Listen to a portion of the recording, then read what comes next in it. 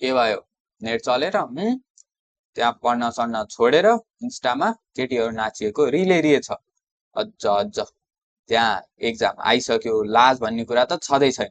अब जसै मैले भनेर नि पढ्न जाने हैनौ। आज यसो पाइथनमा नेस्टेड लुप सिकौँ है त। नेस्टेड लुप भनेको बेसिकमा लुपभित्रको लुप।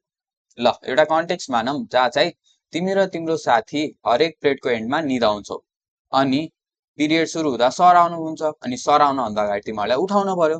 त्यसको लागि चाहिँ पाइथनमा एउटा कोड लेखौँ है त। फर के पिरियड सुरु हुन्छ, पहिला पिरियड इन रेन्ज हाम्रो कतिबाट 1,3 सम्म चल्छ। के प्रिन्ट गर्न, प्रिन्ट पिरियड पिरियड स्टार्टेड। के प्रिन्ट हुन्छ, पिरियड 1 र पिरियड 2 स्टार्टेड भनेर प्रिन्ट हुन्छ। अनि हरेक पिरियड भित्र हामीले के गर्न पर्यो, स्टुडेन्टलाई उठाउनु पर्यो।